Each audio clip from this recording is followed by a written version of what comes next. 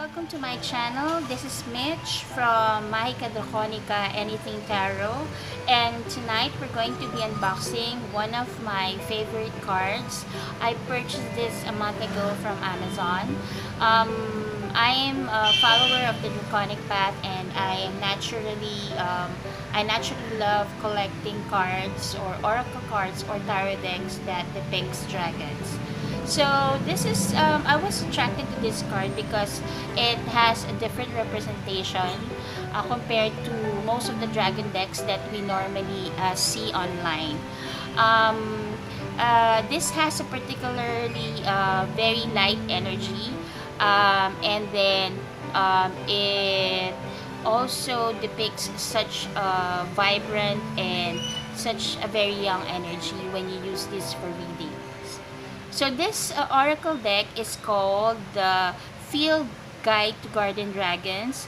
The artwork is by Stanley Morrison, and this was written by Arwen Lynch.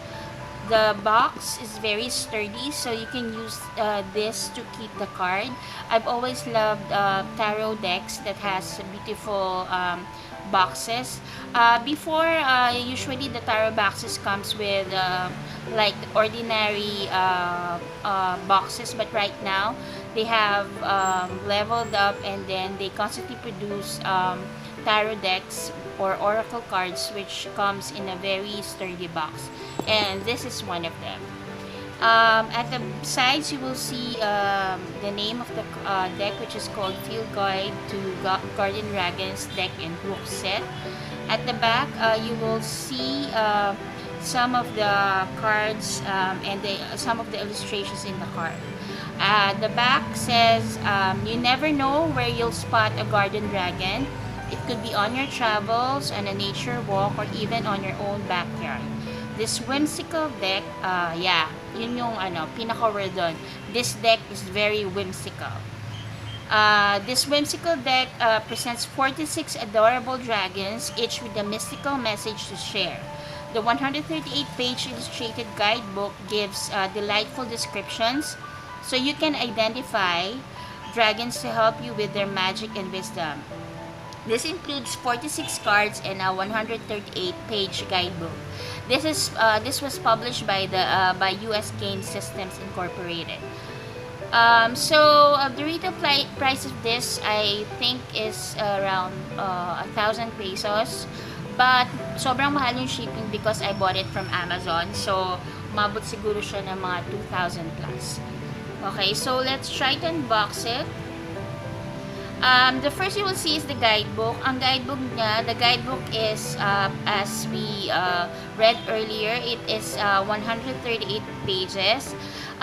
It's not a picture guidebook that you usually see from other decks. It's not a color, it doesn't have the color pictures of the decks themselves, but meron siyang maliit na black and white picture showing the card itself. The thing that I don't like about this particular deck is that I'm not the deck but the guidebook. Hindi siya numbered, even the card doesn't have any number. Kasi pag merong number, ang dali mong hanapin yung meaning. So what I did was I just put the numbers here so that I could easily look about the card's meanings. Pero ang na-discover ko dito is that alphabetically arranged siya. So even if it's not number, alphabetically arranged naman siya. So yun. Now let's go to the cards. If you look at the cards, yung back ng cards, para siyang sepia finish. So meron siyang dalawang twin dragons facing each other. So the back of the cards are really good. Actually, this was my second time trying to learn how to edge the deck. So I bought like an acrylic pen and edged it green, pero hindi ako masyadong satisfied sa edging ko. So I'll repeat it again, and then siguro paint it metallic green pa rin, pero with a deeper tone of green. Okay, so let's go to the cards na. So the cards, the first card, this is not in order ha. So because I've already I've already used these cards for like a month or so, and ang galing niyang gamitin sa reading kasi hindi siya mabigat, yung energy niya is not mabigat. So kapag ginagamit mo siya for one card reading, parang joyful yung energy na binibigay niya. Okay? So even negative yung messages, maganda pa rin yung dating. So the first card, not in order, is the Eggplant Dragon. Okay? The Eggplant Dragon means fun. This is one of my favorite. Actually, lahat naman ng dragons dito sa particular deck na to is favorite ko kasi sobrang cute nila.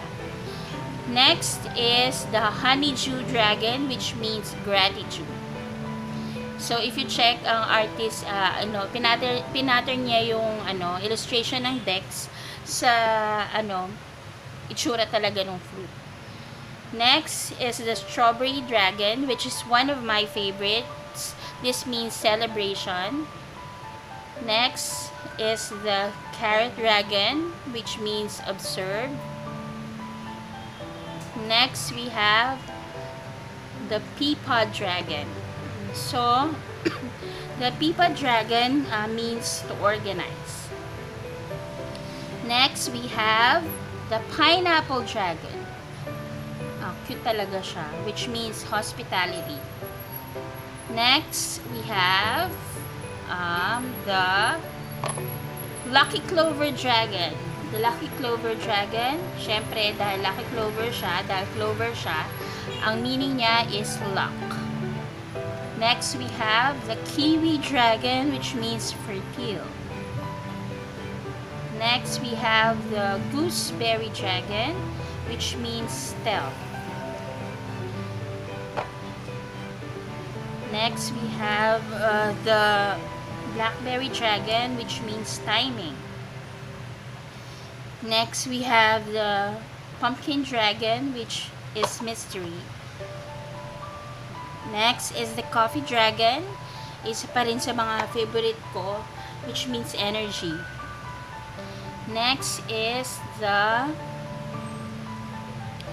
Dragon Fruit Dragon, which means defense. Next, we have the Squash Dragon, which means opinions. Next, we have the Mushroom Dragon, which means illusions. So next we have the Potato Dragon, which means support. Next we have the Radish Dragon, which means growth. Next we have the Starfruit Dragon, which means moderation. Next we have the Blueberry Dragon, which means goals. Next we have the Zucchini Dragon, which means diversify. Next we have the Apple Dragon, which means health. Next we have the Architoke Dragon, which means guarded. Next we have the Lemon Lime Dragon, which means union. Kaya dalawa yung niya. This is a double-headed dragon. So lemon and lime dragon.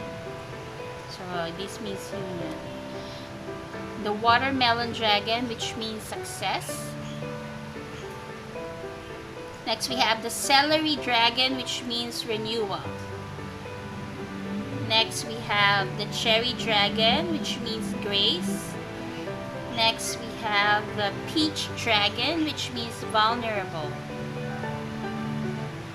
Next we have the Orange Dragon, which means rewards. And next we have the Broccoli Dragon, which means plates. Next we have the Raspberry Dragon, which means kindness. Next we have the Asparagus Dragon, which means consistent. Next we have the Turnip Dragon, which means resilience. Next we have the Tomato Dragon, which means shine. Next, we have the corn dragon, which means friends. Next, we have the cranberry dragon, which means prosperity. Next, we have the pepper dragon, which means versatile. Next, the pepper dragon is like a three-headed dragon. Very nice. Next, we have the avocado dragon, which means patience. Next, we have the spinach dragon, which means strength. Next, we have the tea dragon, which means relax. Next, we have the cantaloupe dragon, which means realign. Very nice. Oh, another one of my favorites, the grape jelly dragon, which means childlike. Next is the peanut butter dragon, which means companion. Next is the coconut dragon, which means multitask. Next is the onion dragon, which means release. Next is the garlic dragon, which means boundaries. Next is the banana dragon, which means gather. Okay, so that will be your cards. All in all, they are how many decks? How many cards are there in this particular deck? All in all, they are let me see. I've already numbered them up. So all in all, the cards are 46 cards in the Oracle deck, in this particular deck. So if you check the guidebook, you will find out that there are a lot of parang field notes and the parang scientific name of the particular dragon. For example, the mushroom dragon is called Draco boletus, and then the keyword is illusion. So it describes the appearance of the particular dragon. The colorful mushroom dragon is a visual delight. However, you will want to wear gloves when doing field research. The dragon skin is toxic in several places. A seasoned adventurer can tell you many a tale at night spent battling the hallucinogenic effects of dainty animals. Spines, not all of this dragonet is noxious. But if you don't know where to touch, you will be out of touch with reality for at least 4 to 8 hours. Diba yung may mga mushroom na poisonous, may mga mushroom na provides hallucinogenic effects. So, yung pinaka-writer nitong particular deck na to, yung attributes ng dragons, he took it after the attributes of the particular fruit or vegetable which the particular dragon represents. So it also explains the habitat. So the moister the better for this woodland dragon. Heat is a necessity as well. Typically, you will find these dragons congregating in areas with the dark, musty fragrances of earth and organic matter. They prefer shade to direct sunlight, so a heavily forested area with a solid layer of detritus is a prime viewing spot. So, even yung habitat ng vegetables, in-incorporate din nila when explaining the specific habitat of this particular dragon. So, with regards to the field notes, coloring of these creatures varies from specimen to the next. An observant watcher can distinguish one individual dragon from another by their spots. So, yung field notes, this explains how you will spot or how will you identify that particular dragon. But these are oracle cards, so when you use it for like a reading, you will just focus on the mystical meaning of the card. So for the mystical meaning of the mushroom dragon, know what you are looking at, trust your instincts. Sometimes things really are good, too good to be true. This brightly colored creature is a mix of things benign for you and the things bad for you. You must be wise enough to know the difference. It is tempting to just grab the first dream you have, but you might miss out on something even better. When the mushroom dragon shows up, remind yourself that education is a smart thing. Don't let yourself poison the future by latching on the wrong pretty shiny thing or person. Okay, so tingnan nga natin briefly kung ano yung itsura ulit ng mushroom dragon. Strawberry. So, yan. This is the mushroom dragon, the one that we're describing a while ago. So, very nice. So, let's kind of, just for fun, let's do a reading using this card. Just a one card draw. Okay. So, ang itatanong ko, ano ba? So work related. What do I need to do so that what do I need to do as a supervisor so that I can help my teammates or our team deliver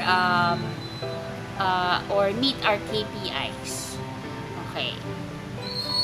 Very mundane ang aking tanong tungkol sa trabaho. So, what do I need to do? What advice do they have for me so that I could be the characteristics that I need to have so that I can support or lead or help the other members of my team reach our KPIs.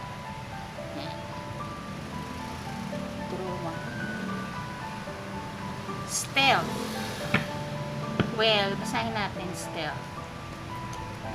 Gooseberry Dragon meaning stealth. Let's look up the meaning. Gooseberry Dragon. Meaning stealth. Gooseberry Dragon. So, ang meaning ng Gooseberry Dragon is stealth. So, the mystical meaning is, oh, the mysterious Gooseberry Dragon is a puzzle indeed. This green charmer is a sweet little creature, but very hard to find. When you see this one, remember that you may need to employ some spy tactics of your own. Now is not the time to divulge what projects are calling you. A look at me nature should be restrained, since this dragon warns of others wanting your ideas. Don't try to stand out right now. Now is the time to blend in. I think ang meaning nito is just to be supportive to my other teammates and not flame the fire. So I think I understand the meaning. So kasi when you're in a situation na wala kang magagawa, instead of rubbing additional salt to the wound, what you need to do is hindi siya gagaling agad, mas lalong masakit. So, I think fewer words and more actions is warranted. So, yun lang. Okay naman siya. So, magtanong pa tayo. So, let me see. What do I need to do as a practitioner to further develop into the draconic path or to further develop as a dragon mage?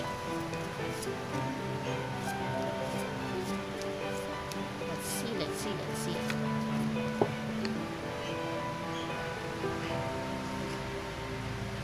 Relax.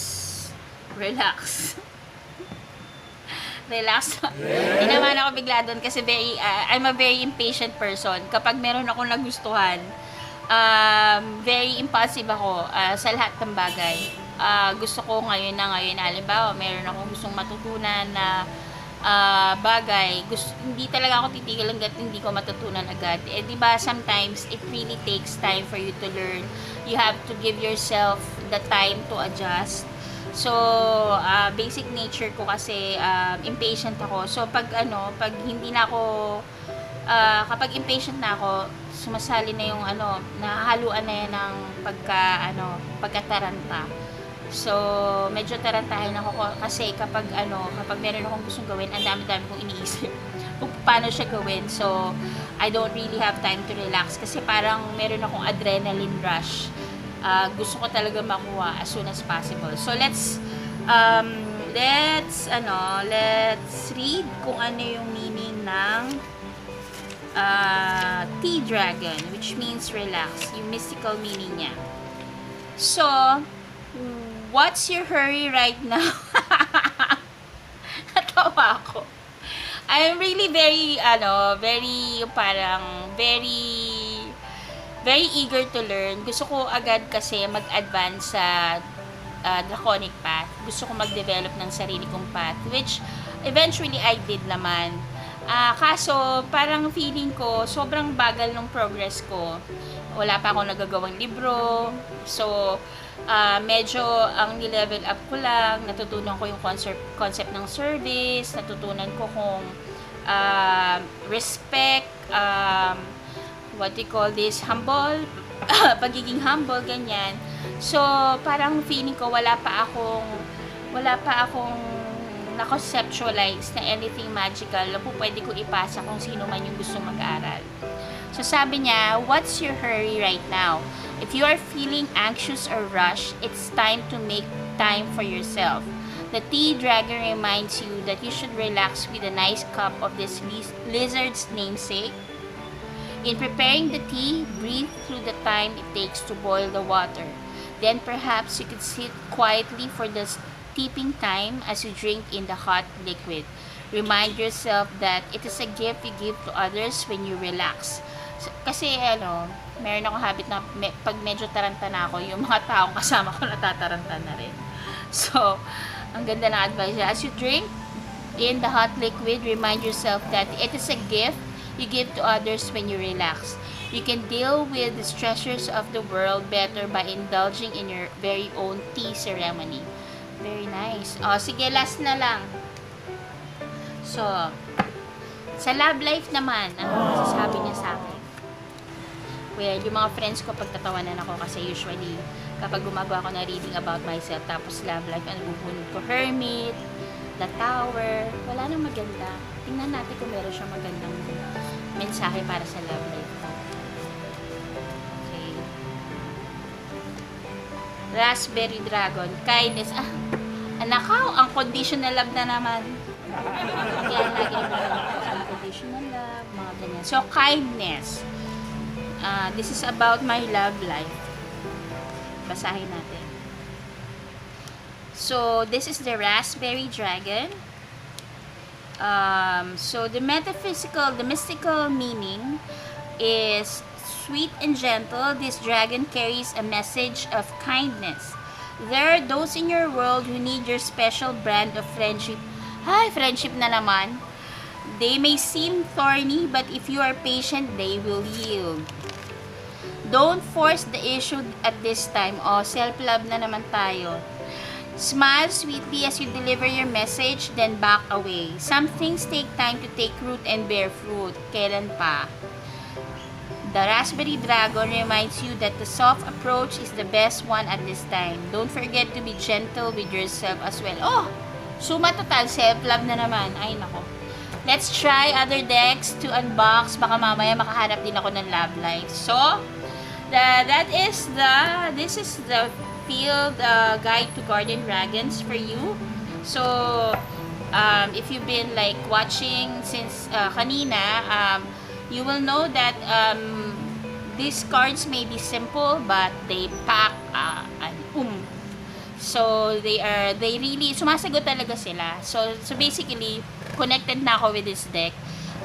So, this is one of the decks na andali kong nakipag-connect because I always have this in front of my computer or my workspace whenever I work. So, before I start the day, I get a card from this, advice for the day, ganyan.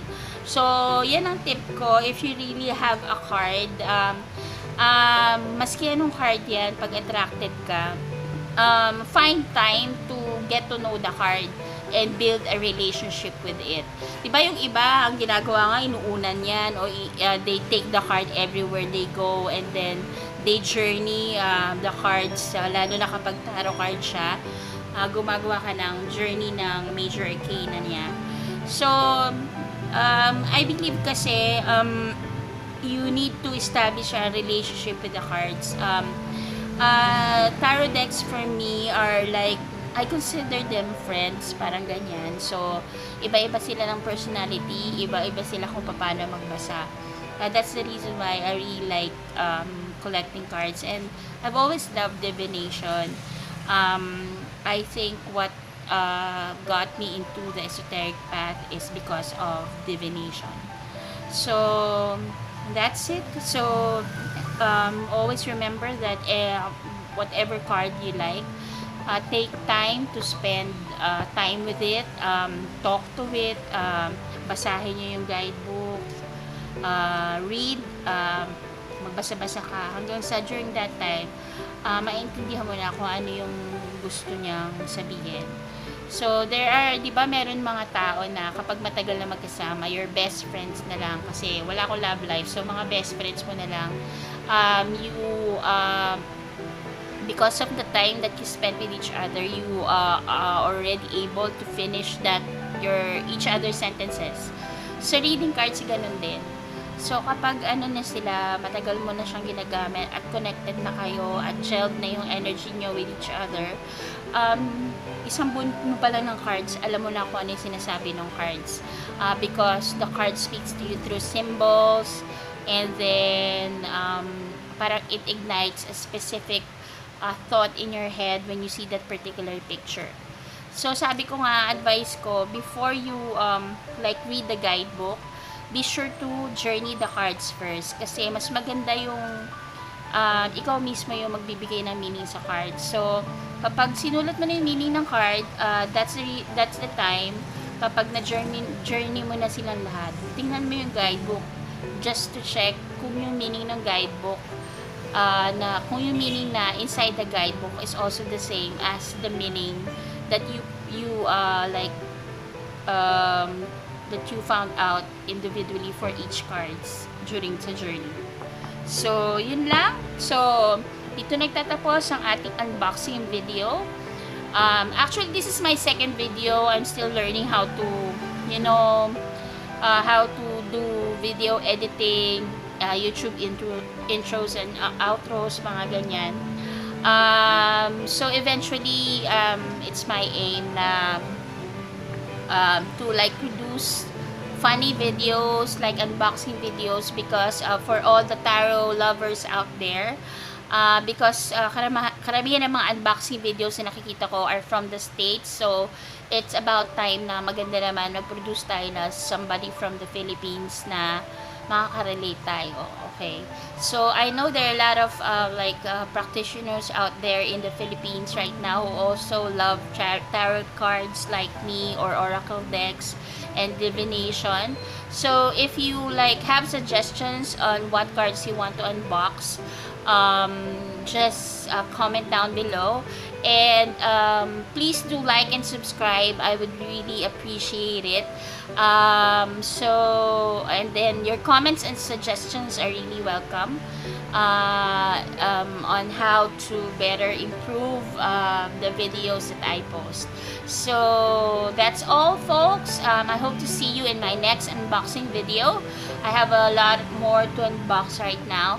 So I hope you have a great day ahead, and dragon blessings. Keep the faith and always put a smile in your face, even if medyo hindi maganda yung situation, because it really helps lift the spirits up, not only for you but for all the people around you. Have a nice day ahead or evening. Dragon blessings. Bye.